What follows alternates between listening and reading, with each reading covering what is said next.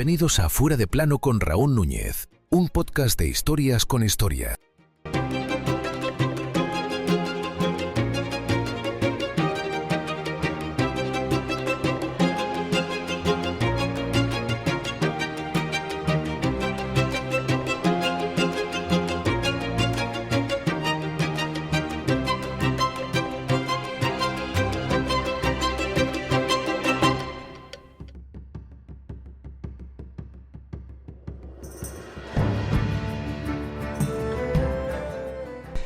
La historia la escriben los vencedores.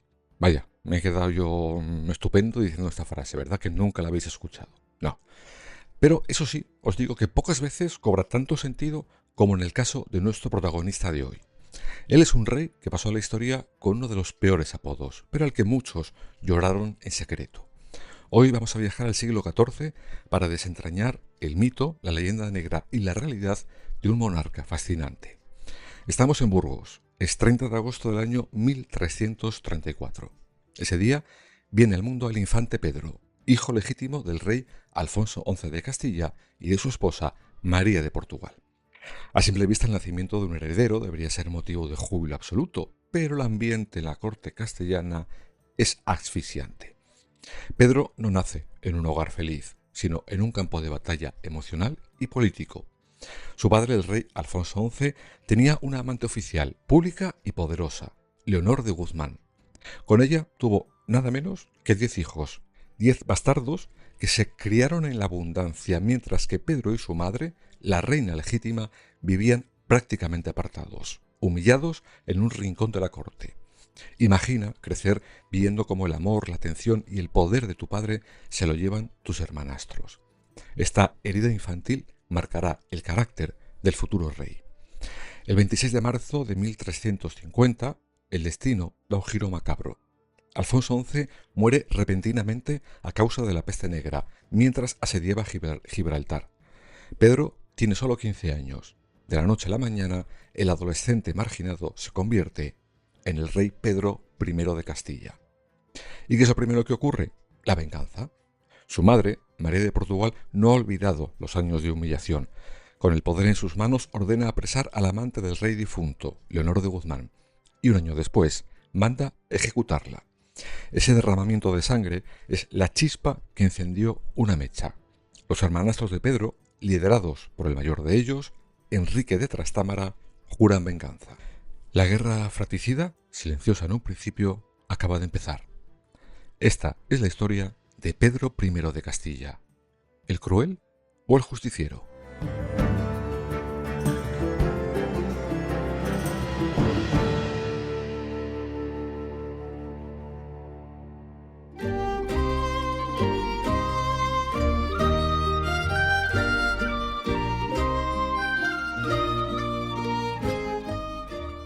Para entender a Pedro I, tenemos que hacer un ejercicio de empatía histórica. Olvidad la idea de un país moderno, ¿vale? Viajamos a una Castilla devastada. El siglo XIV es probablemente uno de los peores momentos para estar vivo en Europa. La peste negra acaba de diezmar a casi un tercio de la población del viejo continente. Los campos están vacíos, hay hambre, y cuando hay hambre, los poderosos aprietan a los débiles. En medio de este caos apocalíptico, ¿quién manda de verdad? Bueno, la alta nobleza, los llamados ricos hombres. Estos nobles feudales se habían vuelto inmensamente ricos y arrogantes. Tenían ejércitos propios, castillos inexpugnables y se creían por encima de la corona. Hacían y deshacían a su antojo, asfixiando a impuestos al pueblo llano para compensar las pérdidas por la peste. Cuando Pedro, un chaval que apenas ha salido de la adolescencia, asume el trono, se da cuenta de algo fundamental. Si no corta las alas a los nobles, Castilla se desintegra. Pedro no quiere ser un rey de adorno. Tiene en su cabeza un modelo de Estado revolucionario para la época. Una monarquía autoritaria, centralizada, donde la ley del rey sea la única que valga. Es en muchos sentidos un adelantado a su tiempo, un precursor de lo que harían los reyes católicos un siglo después. Pero claro, si a un grupo de multimillonarios armados les dices que se acabó la fiesta, ¿qué hacen? Bueno, rebelarse. La nobleza encuentra rápidamente un líder para su causa. Los hermanastros de Pedro, los hijos bastardos de Leonor de Guzmán, con Enrique de Trastámara a la cabeza. Y aquí es donde nace su famoso apodo, el del cruel. Pedro respondió a las conspiraciones de la nobleza con una brutalidad sistemática, gélida y calculadora. No le temblaba el pulso para firmar sentencias de muerte. No importaba quién fueras, que eras su antiguo tutor y valido Juan Alfonso de Alburquerque y le habías traicionado, bueno, acabas envenenado. Que eras un noble que se negaba a pagar impuestos a la corona, bueno, bien, tu cabeza terminaba adornando las almenas de tu propio castillo.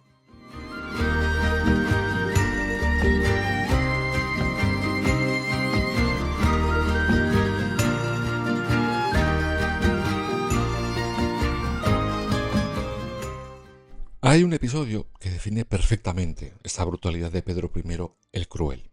Nos vamos al año 1358, en concreto al Real Alcázar de Sevilla. Su hermanastro, Fadrique Alfonso, era maestre de la Orden de Santiago, que era una de las figuras más poderosas militarmente del país de aquellos tiempos. El maestre llega al Alcázar, viene a rendir pleitesía a Pedro, aunque todos saben que conspira contra él a sus espaldas. Pedro lo recibe, lo hace pasar a sus aposentos privados. Las puertas se cierran de golpe. Fadrique se da cuenta tarde de la trampa. Pedro, mirando a los ojos a su propio hermano, da la orden a sus ballesteros. Matad al maestro de Santiago.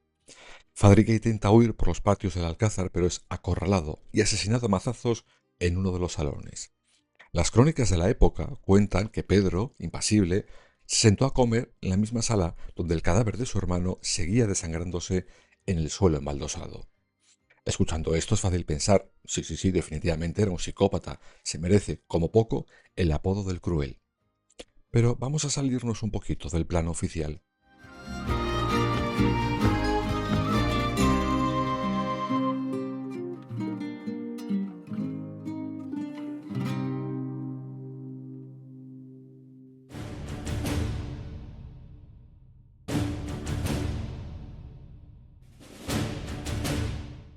Vale, ¿quién escribió que Pedro I comió frente al cadáver de su hermano? Pues el cronista Pedro López de Ayala. ¿Y quién era este señor? Bueno, pues era un noble que empezó sirviendo a Pedro I, pero que cuando vio que los vientos cambiaban, bueno, traicionó a su rey y se pasó al bando de su enemigo, Enrique de Trastámara. Una vez que Enrique robó el trono, le pagó a Lope de Ayala para que escribiera la historia oficial de lo que había pasado. Necesitaban justificar que habían asesinado a un rey legítimo. ¿Y cómo lo haces? Bueno, pues creando un monstruo. López de Ayala es el arquitecto de una de las campañas de propaganda negra más efectivas de la historia de España.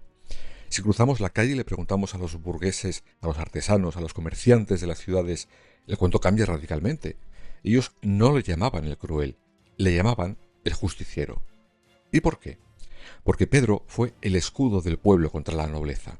Apoyó a los concejos de las ciudades, potenció el comercio, las ferias y protegió las rutas de la lana. Hay otro sector de la población que lo adoraba, la comunidad judía. En la Edad Media los judíos eran constantemente perseguidos, pero Pedro los protegió fervientemente. Sabía que eran los médicos, los banqueros, los artesanos y los traductores más preparados de todo el reino. De hecho, su mano derecha y tesorero mayor era un judío, Samuel Aleví, el hombre que financió la famosa y bellísima sinagoga del Tránsito de Toledo.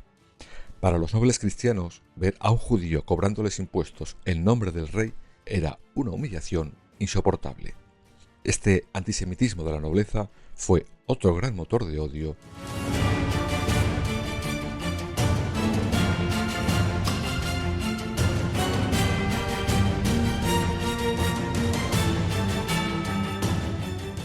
Y para entender el aura mítica del rey justiciero hay que viajar a las callejuelas de Sevilla al caer la noche.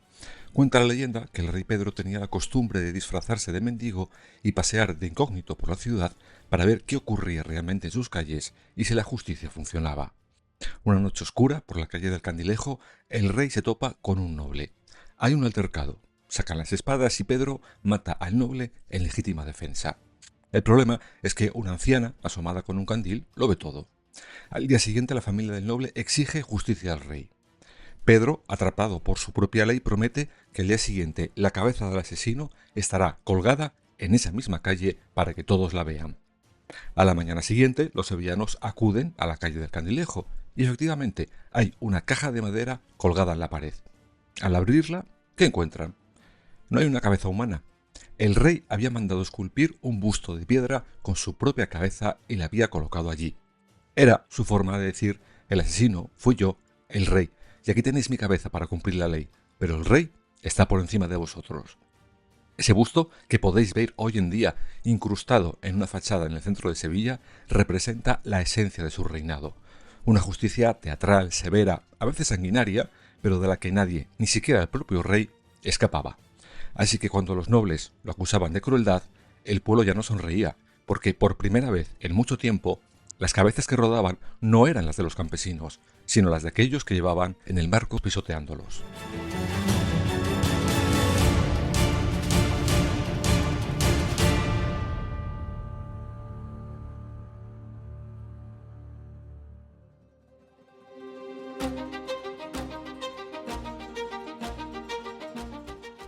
Si la política del reinado de nuestro protagonista de hoy fue un polvorín, su vida sentimental fue la chispa que lo hizo saltar por los aires. No podemos entender su reinado, ni sobre todo su caída, sin hablar de su alcoba, porque en la vida de este monarca, el amor, el Estado y la superstición colisionaron de forma catastrófica. Vamos a ponernos en contexto. Año 1353. La madre de Pedro y sus consejeros, desesperados por conseguir una alianza internacional fuerte que frene a los rebeldes internos, le organizan un matrimonio de Estado. La elegida es una princesa de altísima cuna, como se decía antes, y ahora también, sea lo que signifique esto. Blanca de Borbón. No era una cualquiera, era cuñada del futuro rey Carlos V de Francia. Sobre el papel era el trato del siglo. Francia es una superpotencia y Blanca trae consigo una dote económica gigantesca para la época: 300.000 florines de oro. La princesa viaja desde Francia con toda la pompa que os podáis imaginar y la boda se celebra en Valladolid. Pero hay un problema. Iba a decir pequeño, no, pero es que el problema era grave. Pedro asiste a su propia boda como quien asiste a un funeral. Tenía la cabeza y el corazón a cientos de kilómetros de allí. Y claro, pasó lo que tenía que pasar. 3 días. Eso es lo que les duró el matrimonio a estos dos. 3 días después de la boda, sin consumar el matrimonio y sin apenas haber cruzado palabra con su esposa, el joven rey abandona a Blanca de Borbón en Valladolid y huye a caballo hacia el sur. Imaginaos el escándalo: la princesa de Francia repudiada tan solo en 72 horas.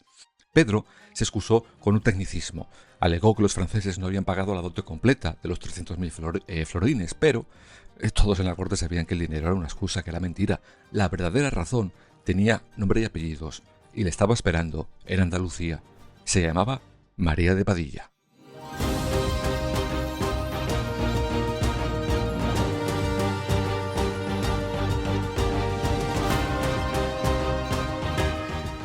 María era una joven de la pequeña nobleza castellana, huérfana y criada en la casa de Juan Alfonso de Alburquerque. Las crónicas la describen como una mujer de una belleza serena, muy inteligente y de un carácter dulce, la única capaz de apaciguar las paranoias del rey. Pedro la había conocido un año antes de la boda, y la pasión fue tan absoluta que el rey quedó ciego a cualquier otra responsabilidad. Pero salgámonos del plano de siempre por un momento para explicar una cosa. Para la corte, para la iglesia y para el pueblo, esta obsesión no era normal. ¿Cómo era posible que el rey de Castilla despreciara a la princesa de la nación más poderosa del mundo por una simple hidalga? En la mentalidad medieval solo había una explicación lógica: la brujería. Pronto empezaron a correr los rumores. Se decía que María de Padilla no era solo una amante, sino una hechicera. Las malas lenguas contaban que le había dado de beber pócimas de amor al rey, o que le había regalado un cinturón encantado que lo mantenía atado a su voluntad. La acusaban de usar magia negra para cegar al monarca y manejar los hilos del reino. Y aquí viene un dato absolutamente alucinante. La fama de hechicera de María de Padilla fue tan fuerte, tan legendaria, que cruzó el océano siglos después. Hoy en día, en las religiones afrobrasileñas, como la Umbanda y la Quimbanda de Brasil, existe una poderosa entidad espiritual llamada Pomba Gira María Padilla. Es venerada como un espíritu de enorme poder, patrona del amor, de la sensualidad, de la magia y de las mujeres fuertes que no se someten a nadie. Sí, habéis oído bien. La amante de un rey castellano del siglo XIV es hoy una deidad de la hechicería en Brasil. Así de profunda fue la huella que dejó.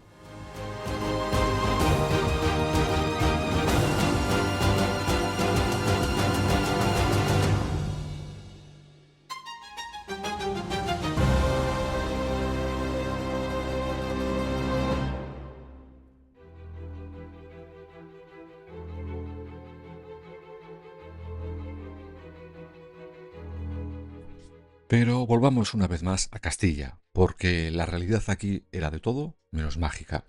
El abandono de Blanca de Borbón provocó, como os podéis imaginar, un auténtico terremoto político. Francia clamó venganza y salió con los hermanastros rebeldes de Pedro.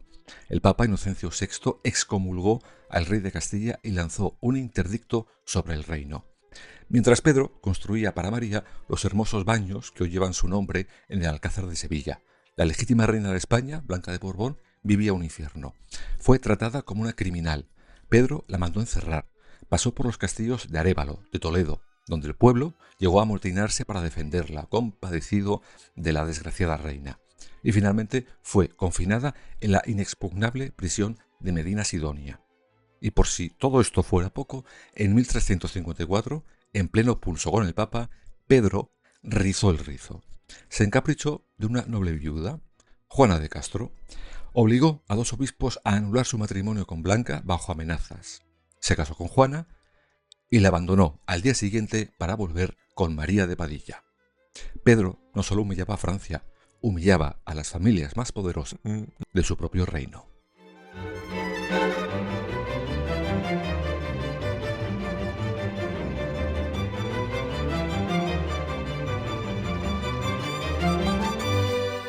Todo este torbellino pasional alcanza su sangriento clímax en el año 1361. En su prisión de Medina Sidonia, doña Blanca de Borbón muere repentinamente a los 22 años, oficialmente por causas naturales, pero la historia y Europa entera supo la verdad. Pedro I, acorralado por la presión política que suponía la existencia de Blanca, ordenó su asesinato. Se cuenta que encomendó la macabra tarea a un ballestero de su confianza, Juan Pérez de Rebolledo, quien la habría asesinado de un certero disparo. Otras fuentes dicen que fue envenenada. La muerte de esta reina inocente y desgraciada fue el punto de no retorno. Francia juró borrar a Pedro I de la faz de la tierra. Pero el karma, o el destino, es implacable.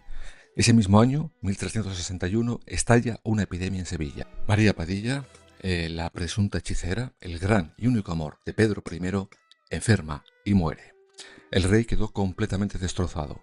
Sin María, para frenar sus demonios, su paranoia y su crueldad se desataron por completo. Pero antes de lanzarse al abismo necesitaba hacerle justicia. Un año después de su muerte, Pedro I convoca a las Cortes en Sevilla. Frente a los nobles y obispos, jura sobre los evangelios que antes de casarse con la francesa Blanca, él y María se habían casado en secreto. Exigió que se anulara a Blanca y que María fuera declarada a título póstumo la única y legítima reina de Castilla. El cadáver de la joven hidalga, a la que tacharon de bruja, fue desenterrado y trasladado con todos los honores de la realeza a la capilla real de la Catedral de Sevilla, donde aún hoy descansan sus restos. Un acto de amor absoluto, de locura y de arrogancia que demostró al mundo que el corazón de Pedro I solo tuvo y tendría en el marco una dueña.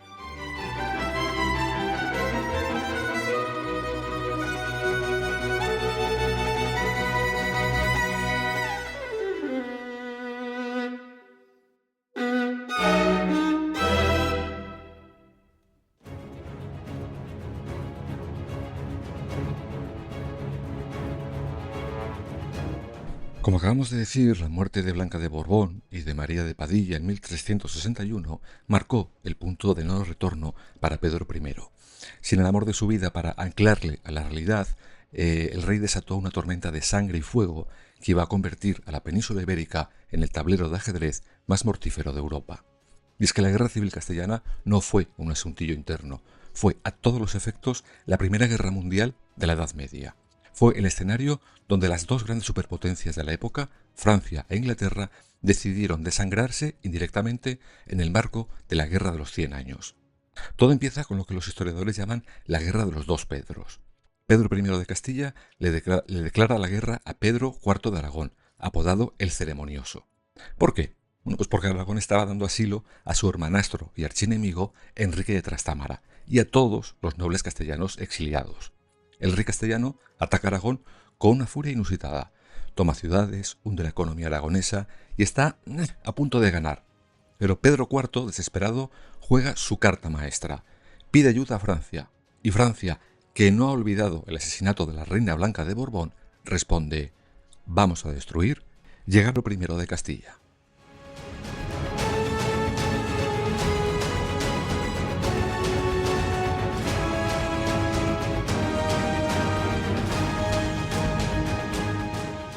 Francia no envía un ejército cualquiera, envía a las compañías blancas. Imaginad esto, una horda de miles de mercenarios endurecidos, veteranos psicópatas de la Guerra de los 100 años, que se habían quedado sin trabajo. Se les conocía como los desolladores. No creo que haga falta explicarlo mucho más. Arrasaban con todo a su paso. Al mando de estos perros de la guerra iba el mejor estratega de Francia, el caballero Bertrand du Guesclin. A finales de 1365 las compañías blancas cruzan los Pirineos, entran en la península y se unen a Enrique de Trastámara. El efecto fue devastador. El ejército rebelde avanza imparable por Castilla. Las ciudades, aterrorizadas por la fama de los mercenarios franceses o hartas de la brutalidad de Pedro, van abriendo sus puertas.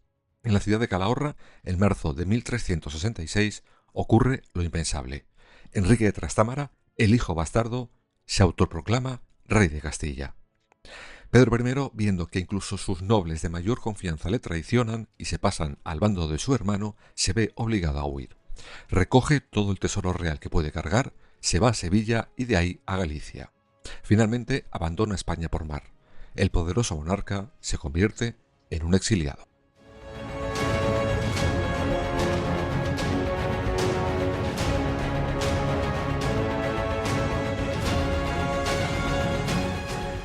Pero Pedro es como un animal herido, no se rinde. Huye a la región de Gascuña, en la actual Francia, que entonces pertenecía a Inglaterra. Allí, en la ciudad de Burdeos, se reúne con la mayor leyenda militar de la época, Eduardo de Bustock, más conocido como el Príncipe Negro. El heredero al trono inglés era un guerrero terrible, vestido con armadura oscura que nunca había perdido una batalla. Pedro le pone encima de la mesa una oferta que no puede rechazar.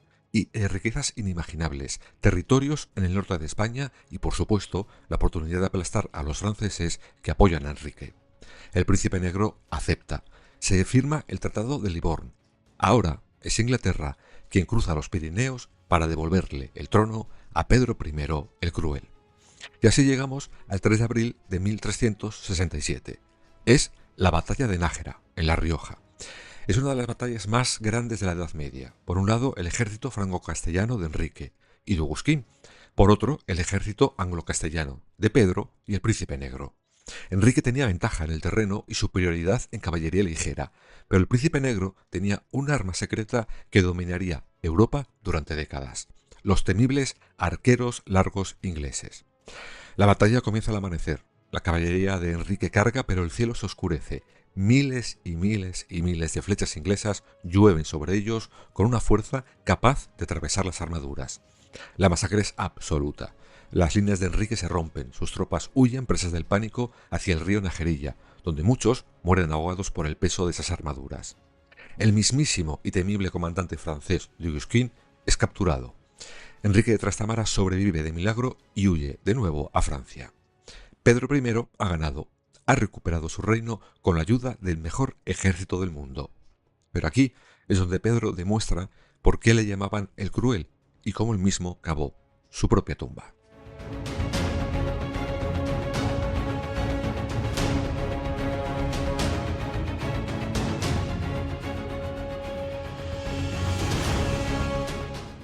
Al terminar la batalla, el Príncipe Negro, como buen caballero medieval, espera cobrar rescates por los nobles prisioneros.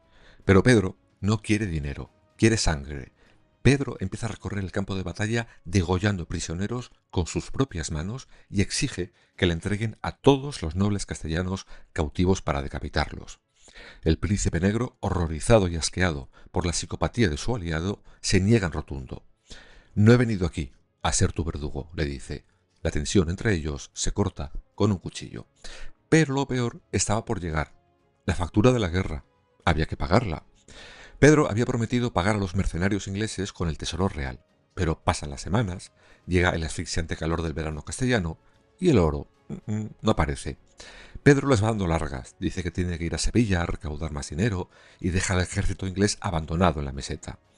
Los soldados ingleses, acostumbrados a climas fríos, empiezan a caer como moscas por la disentería y el calor extremo. El propio Príncipe Negro contrae una grave enfermedad estomacal que años después le iba a costar la vida. En agosto de 1367, harto, enfermo y arruinado, el Príncipe Negro toma una decisión drástica. Recoge a sus tropas supervivientes y abandona Castilla para siempre. En una carta maldice a Pedro I por su traición. El rey de Castilla, por no querer perdonar y por no querer pagar, se ha quedado absolutamente solo. ¿Ha recuperado la corona? Sí, pero su reino está exhausto, rodeado de enemigos y sin aliados.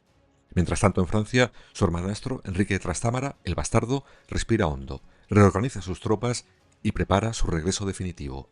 El último acto de esa tragedia está a punto de comenzar.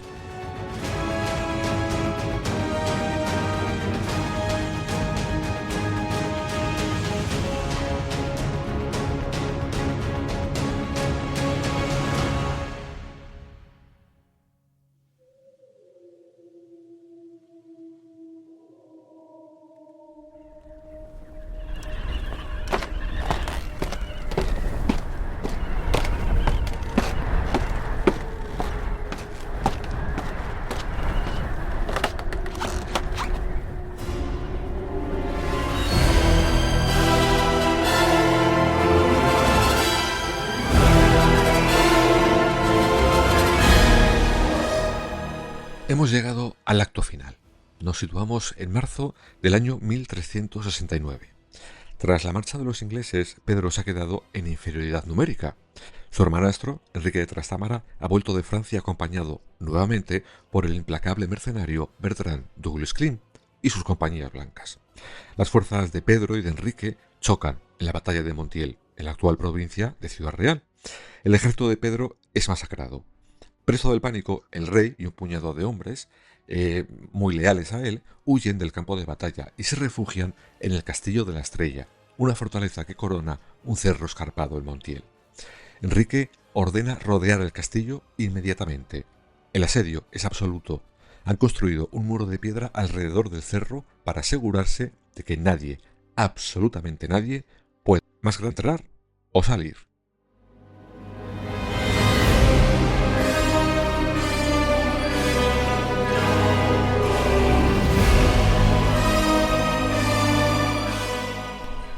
Imaginad la escena dentro del castillo.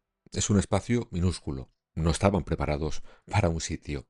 No hay comida, no hay agua potable y los pozos están casi secos.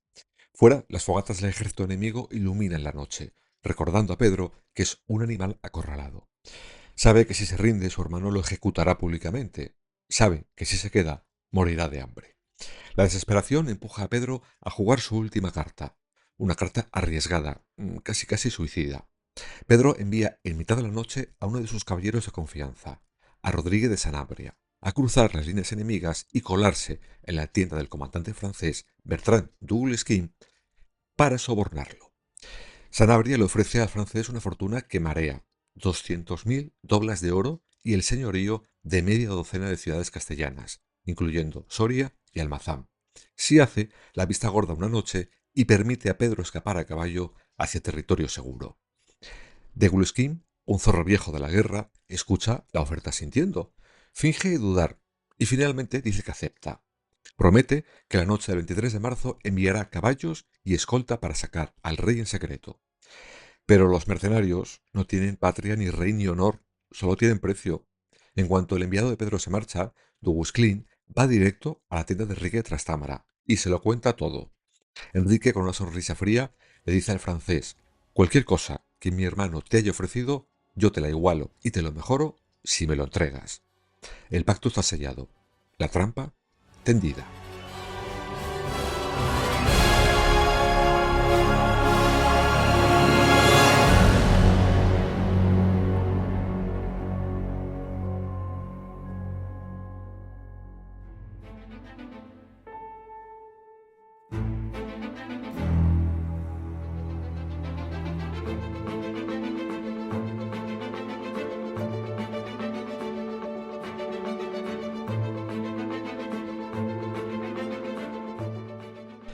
Noche del 23 de marzo de 1369. Hace un frío helador en la llanura manchega.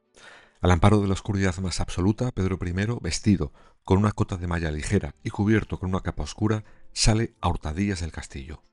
Le acompañan unos pocos hombres. Bajan la ladera en silencio, con el corazón saliéndoseles del pecho. Pedro I deja el campamento francés. Los centinelas, avisados de antemano, los dejan pasar sin decir palabra. Lo guían hasta la tienda de Bertrand du Guesclin.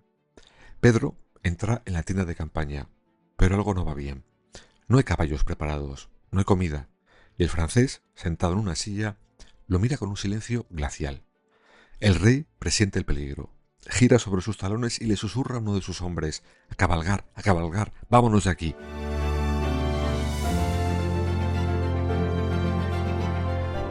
Entra un hombre armado de pies a cabeza, con el rostro ensombrecido por el yelmo. Es Enrique de Trastámara. Hacía años que los dos hermanos no se veían las caras. Años de guerra, de odio, de sangre. Las crónicas recogen el diálogo exacto y es escalofriante. Enrique, mirando a los hombres que hay en la tienda iluminada por la débil luz de un candil, grita cegado por la ira: ¿Dónde está ese judío hijo puta que se llama a sí mismo rey de Castilla?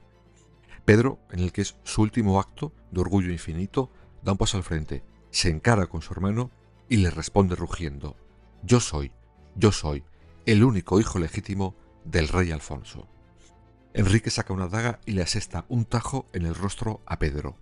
Pero Pedro es más joven, más grande y mucho más fuerte. Se abalanza sobre su hermano. Los dos hombres caen al suelo de tierra de la tienda, rodando entre el polvo, los muebles volcados y la sangre. Olvidad la esgrima de las películas. No, esto es una pelea callejera a muerte entre dos bestias heridas. Pedro logra inmovilizar a Enrique, se coloca encima de él, saca su propio puñal y lo alza a un segundo de clavárselo en el cuello a su hermanastro. Es en ese milisegundo, en ese suspiro agónico, donde la historia de España pivota para siempre. Alguien en la tienda interviene. La mayoría de las crónicas apuntan al propio Bertrand du Guesclin o a uno de sus lugartenientes. Unas manos francesas agarran a Pedro por la pierna, tirando de él con una fuerza tremenda, dándole la vuelta y dejando a Enrique encima. Y mientras lo hacen, resuena la frase que ha quedado grabada a fuego en nuestra historia: ni quito ni pongo rey, pero ayuda a mi señor. Enrique, ahora con la ventaja, no lo duda, alza su puñal y se lo clava a su hermano repetidas veces en el pecho y en el rostro. Pedro I, el cruel para unos, el justiciero para otros, da su último suspiro, desangrándose en el polvo de una tienda extranjera. Tiene solo 34 años.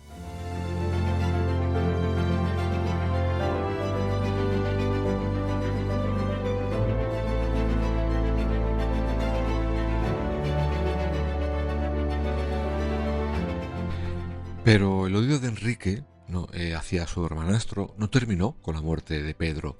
Para demostrar que el monstruo había caído, Enrique ordenó decapitar el cadáver de su propio hermanastro.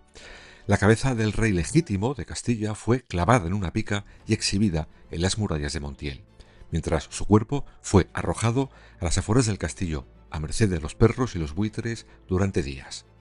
Así terminó, de la forma más grotesca posible, el reinado de la Casa de Borgoña. Enrique el Bastardo, manchado con la sangre de su hermano, usurpó la corona y se convirtió en Enrique II. Así nació la dinastía Trastámara, una dinastía nacida del crimen, del fratricidio y de la traición, que gobernaría España durante más de un siglo, y de la que, paradojas del destino, descendería Isabel la Católica. Pedro I había perdido la vida y el trono, pero como pronto descubrirían sus enemigos, matar a un rey es fácil. Lo que es imposible es matar su leyenda.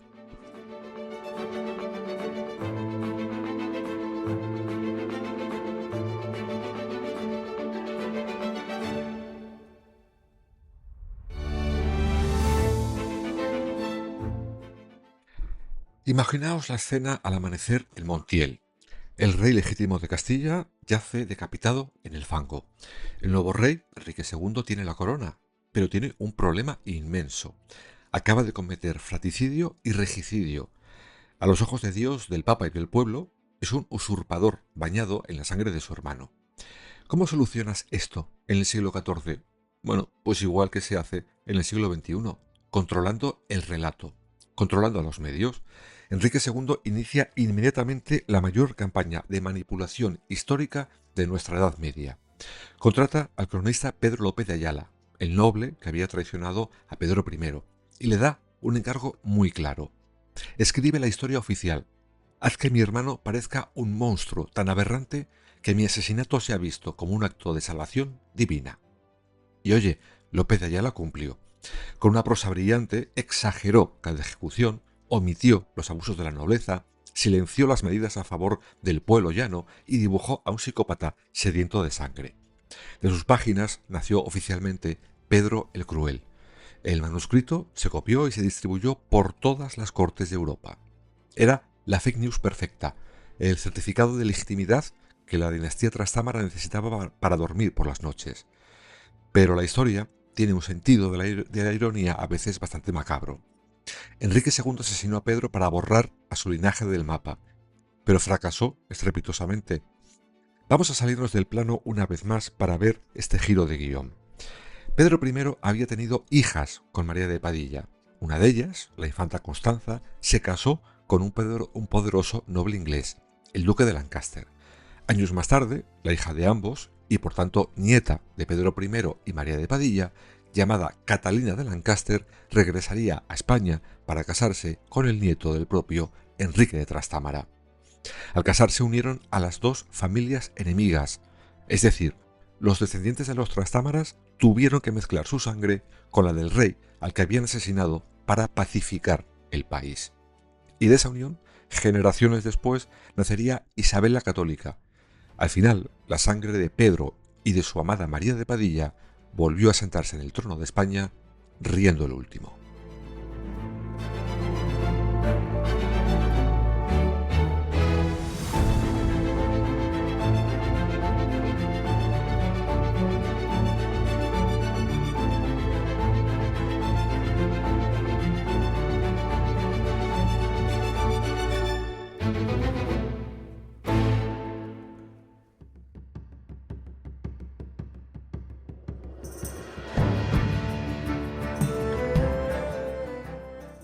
¿Y qué fue del propio Pedro? Bueno, pues su cuerpo decapitado sufrió el escarnio público, enterrado en un primer momento casi en la más absoluta clandestinidad. Tuvieron que pasar muchos años para que su figura fuera, en cierta medida, rehabilitada. Hoy en día, si queréis visitar a Pedro I, tenéis que viajar a la ciudad de sus amores, Sevilla. Allí, en la inmensa y sobrecogedora catedral, bajando a la cripta bajo la capilla real, descansa su cuerpo. Y lo más hermoso y trágico de todo es que a unos pocos metros, en esa misma capilla, yace la mujer por la que desafió al mundo entero, María de Padilla. En la muerte, por fin, encontraron la paz y la cercanía que la política y la guerra les negaron en vida.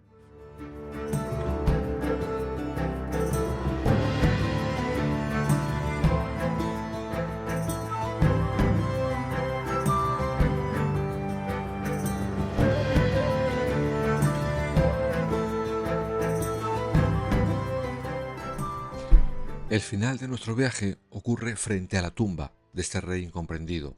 Ahí volvemos a la pregunta con la que abríamos el episodio. ¿Fue Pedro I el cruel o fue el justiciero? Bueno, pues la respuesta es que fue ambas cosas. Fue un hombre nacido con un siglo de antelación, un príncipe renacentista adaptado en la brutalidad del medievo. Entendió antes que nadie que un país solo podía prosperar bajo un estado fuerte que protegiera al débil, pero intentó imponer esa visión con un hacha en la mano. Fue un monarca de contrastes absolutos, capaz de mandar asesinar a su propio hermano mirando a otro lado, pero también capaz de pasear disfrazado por las calles para escuchar al mendigo. Capaz de humillar a la princesa más importante de Europa, pero capaz también de arriesgar su reino y su alma por la mujer que amaba. No fue un santo, cometió crímenes atroces motivados por la paranoia y el rencor de una infancia sin amor. Pero los nobles que lo juzgaron y el hermano que lo asesinó por la espalda no fueron, en absoluto, mejores que él. Pedro I de Castilla es el reflejo de una España oscura, violenta y pasional.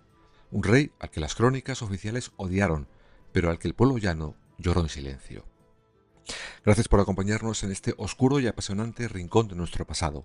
Si os ha gustado descubrir quién se escondía detrás de la leyenda de Pedro I, no olvidéis suscribiros a Fuera de Plano, darle a me gusta y compartir el episodio. Porque la historia no es solo el pasado, es el mapa que usamos para no perdernos en el futuro.